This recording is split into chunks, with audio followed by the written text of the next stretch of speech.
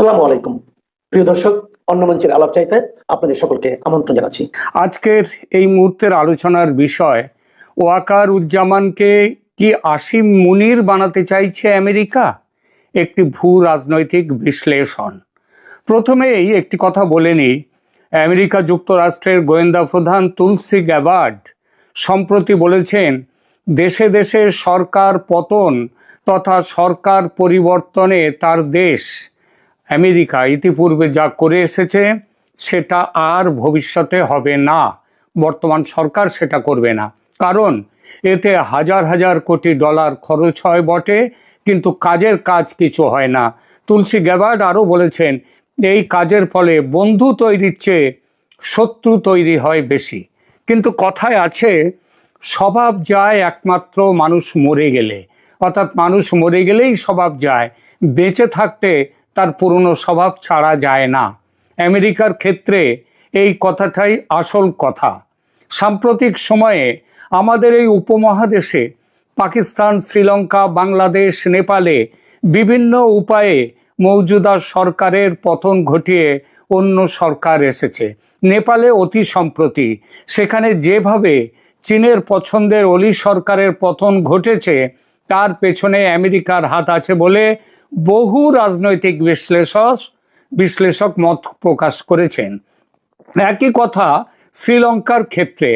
শ্রীলঙ্কায় চীনের প্রভাব এতটাই বেড়ে গিয়েছিল, গোটাবায়া রাজাপক্ষের সময় যেভাবে একের পর এক বন্দর, ওই হাম্বানটোটা এবং জমি বিভিন্ন জায়গার দীর্ঘমেয়াদী লিজে চীনকে দেয়া হচ্ছিল, তাতে ইন্দো প্যাসিফিকে আমেরিকার প্রভাব লোপ পাওয়ার আশঙ্কা চেপে বসছিল। অতএব 2022-এ গণ অভ্যুত্থানে পতন ঘটল রাজাপক্ষের সরকারের। এরপর পাকিস্তানে ইমরান খান সরকারের পতন 2023 সালে। এখানে একটু ভিন্ন পদ্ধতি। সংসদে নির্বাচনে বিপুল অঙ্কের ডলার ছড়িয়ে, মানে ঘুষ দিয়ে দলবদল ঘটিয়ে সাংসদ কেনাবেচা করে পতন ঘটানো হলো ইমরান খানের সরকারের। তারপর বাংলাদেশ 2024 সালে শেখ হাসিনার গায়ে ফ্যাসিস্ট তকমা লাগিয়ে গণ অভ্যুত্থানের নামে মহা ষড়যন্ত্রের মাধ্যমে পতন ঘটানো হলো শেখ হাসিনার। আর আগেই তো বলেছি নেপালের অতি সাম্প্রতিক অভ্যুত্থানের কথা। সব ক্ষেত্রেই দেখবেন প্যাটার্ন মোটামুটি এক। শ্রীলঙ্কা এবং নেপালের পূর্বতন সরকার আমেরিকার ঘাড়ে প্রকাশ্যে দোষ চাপিয়ে কোনো বিবৃতি দেয়নি বটে, তবে আড়ালে আবডালে বুঝিয়ে দিয়েছে। কারণ একটি বিষয় এই চারটি দেশে অদ্ভুত মিল, সবখানেই সেনাবাহিনী সরকারের পক্ষে দাঁড়ায়নি এবং কোথাও কোথাও বিরুদ্ধে চলে গেছে, সমর্থন দিয়েছে সরকারের বিরুদ্ধ পক্ষকে। পাকিস্তান ও বাংলাদেশের পদচ্যুত সরকারের পক্ষ থেকে যথাক্রমে ইমরান খান এবং শেখ হাসিনা তাদের পতনের পরপরই অভিযুক্ত করেছেন মার্কিন যুক্তরাষ্ট্রকে, বলেছেন তাদের বিরুদ্ধে ষড়যন্ত্র করেছে আমেরিকা। এই যে সরকার পতনের নির্দিষ্ট একটা প্যাটার্ন, এর পেছনে আমেরিকার একটা সুদূর প্রসারী পরিকল্পনা আছে। এটা হঠাৎ হুট করে ঘটে যাওয়া কিছু নয়। তুলসি গ্যাবার্ড যাই বলুন না কেন, গণতন্ত্র নিয়ে যতই চিৎকার করুক না কেন আমেরিকা, তারা যে গণতন্ত্রের সবচেয়ে বড় শত্রু এবং বিশ্বজোড়া নিজেদের প্রভাব অক্ষুণ্ণ রাখতে তারা যে যা খুশি করতে পারে, সেটা ডেমোক্র্যাটদের আমলে যেমন ছিল, রিপাবলিকানদের এই ট্রাম্পের আমলেও তা থেকে খুব একটা কিন্তু পাল্টায়নি। বড় জোর একটু আধটু ওই প্রসাধনীর চেয়ে পরিবর্তন, মানে কসমেটিক চেঞ্জ হয়েছে, তার বেশি নয়। এই প্রেক্ষিতে উঠে আসছে পাকিস্তানের আসিম মুনিরের সঙ্গে বাংলাদেশের সেনাপ্রধান ওয়াকারুজ্জামানের নাম। ইমরান খানের পদচ্যুতির সময় অর্থাৎ 2022 সালের 10ই এপ্রিলে পাকিস্তানের সেনাপ্রধান ছিলেন জেনারেল কামার জাভেদ বাজওয়া। আসিম মুনির সেনাপ্রধান ছিল না, কিন্তু he was the general in waiting. তিনি পরবর্তী জেনারেল হবেন বলে একেবারে সব কিছু ঠিক। 22শে নভেম্বর 2022-এ বাজওয়া পদত্যাগের দিন আসিম মুনির সেই দিনই ক্ষমতা গ্রহণ করেন। পাকিস্তানি বিশ্লেষকদের মতে সেনাপ্রধান হিসেবে ক্ষমতা গ্রহণ না করলেও জেনারেল বাজওয়ার তার দ্বিতীয় মেয়াদের শেষ বছরটিতে আসিম মুনির ছিলেন ডিফ্যাক্টো সেনাপ্রধান। আমেরিকার পছন্দের পাত্র হয়ে গিয়েছিলেন আসিম মুনির, তার মাধ্যমে পরবর্তী পর্যায়ে চলেছে। কেন অপছন্দের পাত্র হয়ে যান ইমরান খান? ইমরান খান তার সরকারের পতনকে সরাসরি মার্কিন ষড়যন্ত্র বা ইউএস কনস্পিরেসি বলে অভিযোগ করেছেন, যদিও আমেরিকা যথারীতি এই অভিযোগ অস্বীকার করেছেন। কিন্তু আন্তর্জাতিক সম্পর্ক বিশ্লেষকদের মতে ইমরান খানের সরকারের প্রতি আমেরিকার অসন্তুষ্টির বেশ কিছু কারণ ছিল, যা তার পতনের মূলে। কারণগুলো কি? প্রথমত, ইউক্রেন রাশিয়া যুদ্ধকে কেন্দ্র করে নিরপেক্ষ থাকার নীতি এবং মস্কো সফর। ইউক্রেনে রাশিয়ার আক্রমণের ফেব্রুয়ারি 2022-এর সেই দিনে ইমরান খান মস্কোতে গিয়েছিলেন এবং প্রেসিডেন্ট ভ্লাদিমির পুতিনের সঙ্গে বৈঠক করেছিলেন। এই পদক্ষেপকে আমেরিকা এবং পশ্চিমের দেশগুলো ভালোভাবে দেখেনি। ইমরান খান এই সংঘাতের বিষয়ে পাকিস্তানকে নিরপেক্ষ অবস্থানে রাখার চেষ্টা করেছিলেন এবং পশ্চিমের দেশগুলোর চাপে রাশিয়ার নিন্দা করতে অস্বীকার করেন। এটি আমেরিকার ভূ রাজনৈতিক স্বার্থের সঙ্গে সাংঘর্ষিক ছিল। দ্বিতীয়ত, ইমরান খানের আমলে চীনের সঙ্গে পাকিস্তানের সম্পর্ক আরও ঘনিষ্ঠ হয়, বিশেষ করে সিপিইসি প্রকল্প নিয়ে। এই ঘনিষ্ঠতা আমেরিকার পছন্দ ছিল না। তৃতীয়ত, ভারতের প্রতি নরম সুর। ইমরান খান ক্ষমতা গ্রহণের পর ভারতের সাথে সম্পর্ক স্বাভাবিক করার চেষ্টা করেছিলেন, এটা আমেরিকার অপছন্দ। ভারত পাকিস্তান যদি শত্রু হয়ে থাকে সেইটাই আমেরিকার লাভ, আমেরিকা সেইটাই চায়। বেশি করে অস্ত্র বিক্রি হবে আর যুদ্ধে ব্যস্ত থাকলেও অর্থনৈতিক উন্নতি হবে না, এইসব ব্যাপার। ইমরানের স্বাধীন পররাষ্ট্রনীতি আমেরিকার কাছে চ্যালেঞ্জ মনে হয়েছিল, যেখানে পাকিস্তান আর আমেরিকার আজ্ঞাবহ মিত্র হিসেবে কাজ করতে রাজি ছিল না। চতুর্থত, ইমরান খান প্রকাশ্যে আমেরিকার সাথে পাকিস্তানের সম্পর্ককে মালিক এবং ভৃত্যের মতো বলে বর্ণনা করেছিলেন এবং আফগান যুদ্ধে আমেরিকার পক্ষ নেয়ার জন্য পাকিস্তানের অতীত নেতাদের কঠোর সমালোচনা করেছিলেন। ইমরান খানের পররাষ্ট্রনীতির মূল কথা ছিল পাকিস্তানের স্বার্থকে অগ্রাধিকার দেয়া এবং মার্কিন চাপকে প্রত্যাখ্যান করা। ইমরান খান এই জন্যই বলেছিলেন তার সরকারের পতনের মূল কারণ ছিল একটি গোপন কূটনৈতিক তার বার্তা, যেটাকে বলা হয় সাইফার। এই সাইফারে উল্লেখ করা হয়েছিল যে ইউক্রেন ইস্যুতে ইমরানের ভূমিকার জন্য পাকিস্তানের বিরুদ্ধে ব্যবস্থা নেওয়া হবে বলে শাসিয়েছিল আমেরিকার বাইডেন সরকার। যদি না তাকে অনাস্থা ভোটের মাধ্যমে ইমরানকে অপসারণ না করা হয়, তাহলে পাকিস্তানের বিরুদ্ধে ব্যবস্থা নেওয়া হবে। ইমরান খান সরাসরি তৎকালীন মার্কিন সহকারী পররাষ্ট্রমন্ত্রী ডোনাল্ড লুকে এই ষড়যন্ত্রের মূল হোতা হিসেবে অভিযুক্ত করেন। এবার আসুন শেখ হাসিনার পতনে আমেরিকার ভূমিকা নিয়ে কথায়। শেখ হাসিনার বিরুদ্ধে আমেরিকার অবস্থানের কারণ হিসেবে শেখ হাসিনার নিজের মুখে অভিযোগ সেন্ট মার্টিনস দ্বীপ আমেরিকাকে দেয়া, বাংলাদেশে মার্কিন সামরিক ঘাঁটি তৈরি করতে দেয়া, এর সঙ্গে যোগ করুন ভারতের সঙ্গে হাসিনার সুসম্পর্ক তৈরি, এবং তার সঙ্গে আবার যোগ করুন যে অনেকেই বলেন শেখ হাসিনা নাকি ভারতের কাছে বিক্রি হয়ে গিয়েছিলেন, কিন্তু ভারতের সাথে শেখ হাসিনার যে ব্যবসায়িক বা বাণিজ্যিক সম্পর্ক তার বহুগুণ বেশি সম্পর্ক ছিল চীনের সঙ্গে। চীনের কাছ থেকে যুদ্ধাস্ত্র ক্রয় এবং চীনের সঙ্গে অতি সদ্ভাব, এটা আমেরিকার পছন্দ ছিল না। এর সঙ্গে দেখুন যে রাশিয়ার সঙ্গে ঠিক এই সময় পারমাণবিক বিদ্যুৎ কেন্দ্র স্থাপনের চুক্তি করলেন শেখ হাসিনা।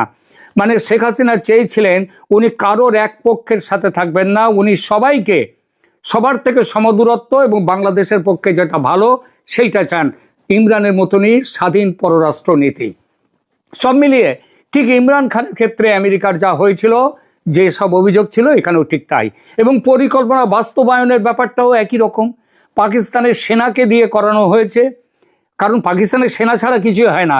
এখানে বাংলাদেশেও ওয়াকারুজ্জামানকে দিয়ে করানো হয়েছে, যারা ওয়াকারকে মধ্যপন্থী, নিরপেক্ষ ইত্যাদি উপাধিতে ভূষিত করছেন তারা মনে রাখবেন আসিম মুনিরের পাশে আমেরিকা এখন প্রকাশ্যে পাহাড়ের মতো শক্ত হয়ে দাঁড়িয়ে পড়েছে। ভবিষ্যতে আসিম মুনিরের বিরুদ্ধে কোনো আদালতে কোনো অভিযোগ তোলা যাবে না, এই মর্মে পাকিস্তানি সংসদে প্রস্তাব পাশ হয়ে গিয়েছে কয়েকদিন আগে। এছাড়া সেনাবাহিনীর চিফ অফ ডিফেন্স স্টাফ পদে আসিম মুনিরের নিয়োগ হয়েছে এবং তার নিয়োগের পর তিনি আগামী 1 দশক পাকিস্তানের সর্বময় কর্তৃত্বের অধিকারী হয়ে থাকবেন। একই উপহার তৈরি এবং একই পরিকল্পনা তৈরি ওয়াকারুজ্জামানকে নিয়েও আমেরিকার। ইউনূসের সঙ্গে ওয়াকারের বিরোধ মানুষের চোখে ধুলো দেয়া। জুলাই অভ্যুত্থানে ভূমিকা থেকে ওয়াকারকে ইমিউনিটি দেয়া হবে, সেই জন্যেই অন্যদেরকে নাম দেওয়া হয়েছে। ওয়াকারের নাম কিংবা বর্তমানে সেনার যারা বড় কর্তা তাদের নাম এখনো আসেনি, আসবেও না, এটা লিখে রেখে দিতে পারেন। তিনিও ওয়াকার ইমিউনিটি পাবেন, ভবিষ্যতে তার বিরুদ্ধে কোনো কেস করা যাবে না। এবং আমেরিকা তাকে ভবিষ্যতে আসিম মুনিরের মতো ব্যাপক ক্ষমতা দিয়ে পুতুল সরকারের, বাংলাদেশের পুতুল সরকারের মাথায় বসাবে ক্ষমতার মূল কেন্দ্রে। কারণ আমেরিকা ভালোই জানে ভোট হলে দেশে আওয়ামী লীগের সরকার আসবে, যেমন পাকিস্তানের সরকার আসবে ইমরান খানের দল। এটা চায় না আমেরিকা। তাই আসিম মুনিরের বাংলাদেশি সংস্করণ হওয়ার পথে চলেছেন ওয়াকারুজ্জামান। এ পর্যন্ত ওয়াকারুজ্জামান ভালোই খেলেছেন তার তাস।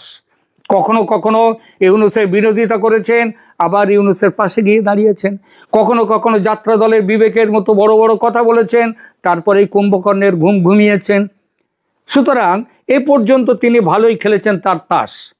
দেশের একটা বড় অংশের মানুষ মনে করে, আরে ওয়াকারুজ্জামান উনি নিরপেক্ষ মানুষ, উনি কোনো দিকে নেই। ওয়াকারুজ্জামান নিরপেক্ষ নয়, ওয়াকারুজ্জামান আমেরিকার হাতের, আমেরিকার সেই যেটাকে বলেছেন ইমরান খান না মালিকার ভৃত্য, সেই জায়গায় ওয়াকারুজ্জামান। পাকিস্তানের ক্ষেত্রে একটা জিনিস ছিল না যেটা বাংলাদেশের ক্ষেত্রে আছে, এবং পাকিস্তানে যেটা করতে পেরেছে, কারণ দেখবেন চীন খুব একটা এই সমস্ত অন্য দেশের পররাষ্ট্র অভ্যন্তরীণ নীতির ব্যাপারে চীন খুব একটা মাথা ঘামায় না।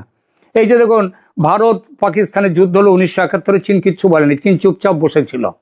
তাদের যেটা দখল করবার তিব্বত দখল করবে, তারা নিজেদের এলাকা বাড়াবে, কিন্তু অন্যের জন্য নাক গলানোটা সরাসরি তারা নাক গলায় না। কিন্তু ভারতের ক্ষেত্রে, সেই জন্য পাকিস্তানের ক্ষেত্রে খুব সহজ হয়ে গিয়েছিল আমেরিকার এইভাবে এগিয়ে যাওয়াটা।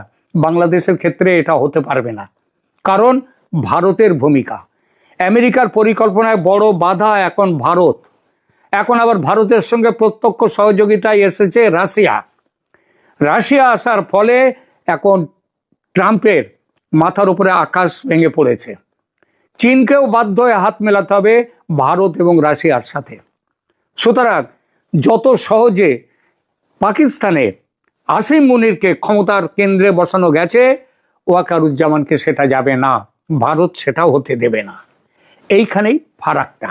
আমেরিকা যতই চাক ওয়াকারকে আসিম মুনিরের জায়গায় নিয়ে যাওয়া, সেটা এখানে সহজ হবে না। আপাতত এখানেই রাখছি। শেখ হাসিনাকে কি বাংলাদেশের হাতে তুলে দেওয়া হবে? একের পর এক চিঠি মোহাম্মদ ইউনূসের পক্ষ থেকে ভারত সরকারকে লেখা হচ্ছে, কিন্তু ভারত এক্স্যাক্টলি শেখ হাসিনাকে নিয়ে কি ভাবছে? আজকে এই প্রশ্নের উত্তর দিলেন খোদ ভারতবর্ষের বিদেশমন্ত্রী ডক্টর জয়শঙ্কর। এবং ডক্টর জয়শঙ্কর যে কথাগুলো বললেন, তাতে একটা জিনিস পরিষ্কার হয়ে যাচ্ছে যে মোহাম্মদ ইউনূসকে কোনো অবস্থাতেই আর কোনো ছাড় ভারত দেবেই না। উল্টে শেখ হাসিনা যতদিন ইচ্ছে ভারতে থাকতে পারেন, বাংলাদেশ চাইলেও শেখ হাসিনাকে ফিরিয়ে নেওয়ার ক্ষমতা তাদের এখনো হয়নি, তা পরিষ্কার ডক্টর জয়শঙ্কর স্পষ্ট বলে দিয়েছেন। আজকে সেই ভিডিওর ক্লিপিংস আপনাদের আমি দেখাবো, এবং আমি কোট আনকোট বলার চেষ্টা করব এই মুহূর্তে ডক্টর জয়শঙ্কর কিভাবে ভারতের অবস্থানটি আন্তর্জাতিক স্তরের সামনে অত্যন্ত অ্যাগ্রেসিভলি এবং বোল্ডলি এস্টাবলিশ করলেন। ডক্টর জয়শঙ্কর কি বলেছেন? ডক্টর জয়শঙ্কর বলেছেন যে শেখ হাসিনা একটি নির্দিষ্ট পরিস্থিতিতে এখানে এসেছিলেন। আমি মনে করি সেই পরিস্থিতি স্পষ্টই তার পরবর্তী জীবনে কি ঘটবে সেটা নির্ধারণ করবেন, এবং শেখ হাসিনা কতদিন ভারতে থাকবেন সেই সিদ্ধান্তটি একমাত্র তার ব্যক্তিগত সিদ্ধান্ত। ভারত এ বিষয়ে কোনো রকম নাক গলাবে না। এবার শেখ হাসিনাকে নিয়ে বাংলাদেশ কি ভাবছে? শেখ হাসিনাকে নিয়ে বাংলাদেশ ভাবছে ভারত বোধহয় কোথায় ক্যাঙ্গারু কোর্টে কি রায় দিয়েছে, সেই রায়ের পর চাপে পড়ে শেখ হাসিনাকে বাংলাদেশের হাতে তুলে দিল বলে। কিন্তু শেখ হাসিনাকে যেভাবে অতিথি আপ্যায়নে রেখেছে ভারত সরকার, আজকে ডক্টর জয়শঙ্করের এই ধরনের স্টেটমেন্টের পর আরো স্পষ্ট হয়ে গেল যে শেখ হাসিনা ভারতের যেভাবে ছিল তার থেকেও ভালোভাবে থাকার স্বাধীনতা তিনি পাবেন, এবং কোনো অবস্থাতেই শেখ হাসিনা ভারত বাংলাদেশের সম্পর্কে নেগোসিয়েশনের বিষয়বস্তু অন্তত ভারতের দিক থেকে হবে না। She came here in a certain circumstance, and I think that circumstance clearly is a factor in what happens to her. But again, that is something in which she has to make up her mind. Mohammad Yunus চিঠিতে 2013 সালের প্রত্যর্পণ চুক্তির কথা mention করেন। ভারতের বিদেশমন্ত্রীও স্পষ্ট আজকে বুঝিয়ে দিয়েছেন কোনো অবস্থাতেই শেখ হাসিনাকে নিয়ে প্রত্যর্পণ চুক্তি ভারত বাংলাদেশের মধ্যে কার্যকরী হবে না। কারণ সেই চুক্তিতে যে ধারাগুলোর কথা বলা হয়েছে, যে পার্টিকুলার বিষয়গুলোর কথা বলা হয়েছে, সেখানে ভারত স্পষ্ট প্রমাণ করে দিতে পারবে যে শেখ হাসিনার বিপক্ষে যে জুডিশিয়ারি প্রসেস হয়েছে, যে বিচার প্রক্রিয়া সম্পূর্ণ হয়েছে, সেখানেই কিন্তু গলদ। এমনকি ইন্টারন্যাশনাল ট্রাইব্যুনাল অফ কোর্ট, যার নামে ইন্টারন্যাশনাল থাকলেও সেটি আসলে যে বাংলাদেশের একটি ক্যাঙ্গারু কোর্ট এবং সেই পার্টিকুলার কোর্টের বৈধতাই যে নেই, তাও কিন্তু ভারতের এই স্টেটমেন্টে পরিষ্কার হয়ে যায়। ইন্টারন্যাশনাল ক্যাঙ্গারু কোর্ট বা ইন্টারন্যাশনাল ট্রাইব্যুনাল কোর্ট প্রথমবার চালু করা হয়েছিল মুক্তিযুদ্ধর সময়, যারা দেশের সঙ্গে গাদ্দারি করেছিল, ঠিক সেই ইস্যুতে। আজকের দিনে দাঁড়িয়ে শেখ হাসিনা ইস্যুটি ইন্টারন্যাশনাল এই ট্রাইব্যুনাল কোর্টে বিচার করে আসলে মোহাম্মদ ইউনূস বড়সড় অবৈধ কাজ করেছেন, তা ভারতের এই স্টেটমেন্টে ফের একবার প্রকাশিত হয়ে গেছে। পাশাপাশি এই প্রত্যর্পণ চুক্তিতে পরিষ্কার বলা ছিল, ভারত এবং বাংলাদেশ উভয়ই একটি রাষ্ট্রের বন্দীকে ফিরিয়ে তখনই দেবে যদি তার পিছনে কোনো রাজনৈতিক স্বার্থ চরিতার্থ করার ইচ্ছা অপর রাষ্ট্রে না থাকে। শেখ হাসিনার বিপক্ষে যতগুলো মামলা দেওয়া হয়েছে প্রায় প্রত্যেকটাই ভুয়ো এবং মিথ্যে। এমনকি শেখ হাসিনা নিজে স্বয়ং দাবি করেছেন তাকে তার পছন্দের আইনজীবী অবধি নিয়োগ করতে দেওয়া হয়নি। ফলে যখন বিরোধী পক্ষ মানে আসামি বা অভিযুক্ত পরিষ্কার দাবি করেন যে আমি আমার গণতান্ত্রিক অধিকারে যে আইনজীবী নিয়োগ করতে পারতাম সেটাই করতে পারিনি, তাহলে মোহাম্মদ ইউনূস পরিষ্কারভাবে এই যে জুডিশিয়ারি প্রসেস কমপ্লিট করেছেন বলে দাবি করছেন, সেটাই যে ইলিগাল তা কিন্তু দিনের শেষে খুব সহজে ভারত বুঝিয়ে দিয়েছে এই একটিমাত্র স্টেটমেন্টে। ভারত বলেছে শেখ হাসিনা যতদিন ইচ্ছা ততদিন ভারতে থাকবেন, অর্থাৎ ভারত কিন্তু নিজস্ব যে এক্সট্রাডিশন অ্যাক্ট আছে সেটাকেও মান্যতা দিল। মানে এক্সট্রাডিশন অ্যাক্টে বলা হয়েছে যদি অন্য রাষ্ট্রের কোনো অপরাধী ভারতে আত্মগোপন করে থাকেন বা থাকেন, তাহলে তার বিপক্ষে ভারত সরকার তার আইন অনুযায়ী একটি ইন্ডিপেন্ডেন্ট ইনভেস্টিগেশন করবে, যার মাথায় বসে থাকবে ম্যাজিস্ট্রেট। ম্যাজিস্ট্রেট বোঝার চেষ্টা করবে যে ওই ব্যক্তির বিপক্ষে যে রায় অপর রাষ্ট্র দিয়েছে তা কতটা যুক্তিযুক্ত। এমনকি শেখ হাসিনার বিপক্ষে যে ধারাগুলো দেওয়া হয়েছে, অর্থাৎ মানবাধিকার ভঙ্গনের ধারা, এই ধরনের ধারা, তা ভারতের জুডিশিয়াল সিস্টেমে কতটা অ্যাপ্লিকেবল, সেই সংক্রান্ত বিষয়গুলো ম্যাজিস্ট্রেট খতিয়ে দেখে ভারত সরকারকে কিছু সুপারিশ করতে পারেন। অর্থাৎ এখানেও কিন্তু শেখ হাসিনারকে ভারতের থেকে বেরিয়ে যেতে হবে সেই সম্ভাবনা তৈরি হচ্ছে না, যা ডক্টর জয়শঙ্কর পরিষ্কার বুঝিয়ে দিয়েছেন। পাশাপাশি আজকে ডক্টর জয়শঙ্কর নির্বাচন নিয়ে কথা বলেছেন। তিনি স্পষ্ট বলেছেন যে আমরা শুনেছি বাংলাদেশের মানুষও আগের নির্বাচন নিয়ে হয়তো ব্যতিব্যস্ত ছিলেন, কিন্তু এই মুহূর্তে দেশের সবচেয়ে বড় সমস্যা সুস্থ এবং বিশ্বাসযোগ্য নির্বাচন পরিচালনা করা, এবং বাংলাদেশ সরকারকে সেটাই করতে হবে। পাশাপাশি ভারত বাংলাদেশ নিয়ে সম্পর্ক নিয়ে অ্যাজ ইউজুয়াল ভারত পজিটিভ একটা বার্তা দিয়েছে এবং বলার চেষ্টা করেছে যে আমরা তো তোমাদের সঙ্গে ব্যবসা বাণিজ্য করতে চাই, আমরা তো তোমাদের সাথে সম্পর্ক ডেভেলপ করতে চাই, কিন্তু তোমরা কথায় কথায় ভারতকে ভেঙে টুকরো করে দেবে, ভারতের চিকেন স্নেককে উড়িয়ে দেবে, ভারতের শিলিগুড়ি করিডোরে বোমা ফেলবে, এই ধরনের পাল্টা সস্তা রাজনীতি মার্কা ভাষণ দাও বলে তোমাদের সঙ্গে সম্পর্ক আমরা বিল্ড আপ করতে পারছি না। ডক্টর জয়শঙ্কর আজকে বলেছেন যে ভারত বাংলাদেশের সমৃদ্ধি কামনা করে, একটি গণতান্ত্রিক দেশ হিসাবে আমরা চাই আমাদের প্রতিবেশী দেশের জনগণের ইচ্ছে গণতান্ত্রিক মাধ্যমে সম্মানিত হোক। পাশাপাশি এখানে বলা হয়েছে যে আমি আত্মবিশ্বাসী যে এই গণতান্ত্রিক প্রক্রিয়ার ফলাফল যাই হোক না কেন, ভারত বাংলাদেশ সম্পর্কের ক্ষেত্রে একটি ভারসাম্যপূর্ণ ও পরিপক্ক দৃষ্টিভঙ্গি প্রতিফলিত করবে এবং আমি আশা করি সম্পর্ক আরো উন্নত হবে। দেখুন এখানে পরিপক্ক মেন্টালিটির কথা ডক্টর জয়শঙ্কর বলেছেন। ফলে আপনি স্পষ্ট বুঝতে পারছেন ভারতের বিদেশমন্ত্রী এই মুহূর্তে ডিপ্লোম্যাসিটিকে অত্যন্ত ম্যাচিওর লেভেলে ডিল করার কথা বলছেন, এবং পাশাপাশি এটাও বুঝিয়ে দিয়েছেন যে বাংলাদেশের পক্ষ থেকে শেষ 1 বছর ভারতের সঙ্গে যে ডিপ্লোম্যাটিক রিলেশনটা বিল্ড আপ করা হয়েছে তার মধ্যে কোনো ন্যূনতম ম্যাচুরিটি দেখানো হয়নি। ফলে ভারত এক্সপেক্ট করছে সেই ম্যাচুরিটিটি ভবিষ্যতে বাংলাদেশ দেখাবে। কেন ম্যাচুরিটি দেখানো যায়নি বাংলাদেশের পক্ষ থেকে, তার প্রধান কারণটাই হলো ভারত বিরোধিতা এবং উইদাউট এনি লজিক এবং সেন্সে সমস্ত ইস্যুতে ভারতকে টেনে আনা। প্রথমে তারা আদানি চুক্তি নিয়ে একাধিক মন্তব্য করলেন, পরবর্তীকালে পদ্মার ইলিশ নিয়ে মন্তব্য করলেন, সীমান্ত হত্যা নিয়ে মন্তব্য করলেন, ব্যবসা বাণিজ্য নিয়ে তারা মন্তব্য করলেন। বিভিন্ন ইস্যুতে তারা এক এবং একমাত্র ভারতকে যেভাবে টার্গেট করেছেন শেষ 1 বছরে, তা যে অপরিপক্কত রাজনীতির বহিঃপ্রকাশ তা কিন্তু ডক্টর জয়শঙ্কর স্পষ্টভাবে বুঝিয়ে দিয়েছেন। ঠিক যেরকম ভাবে স্পষ্টভাবে বুঝিয়ে দেওয়া হয়েছে যে মোহাম্মদ ইউনূসকে কোনো ছাড় বা সহ্য করার তো প্রশ্নই আসছে না। তিনি যে চিঠি লিখছেন সেই চিঠির কোনো ভ্যালু ভারতের কাছে নেই, কারণ এই সরকারটি নির্বাচিত কোনো সরকার নয়। বাংলাদেশ সরকারকে নির্বাচন কন্ডাক্ট করতে হবে, অন্তর্বর্তীকালীন সরকারের কোনো সংবিধান সম্মত বৈধতা নেই, ইন্টারন্যাশনাল ট্রাইব্যুনাল কোর্টেরও বৈধতা নেই।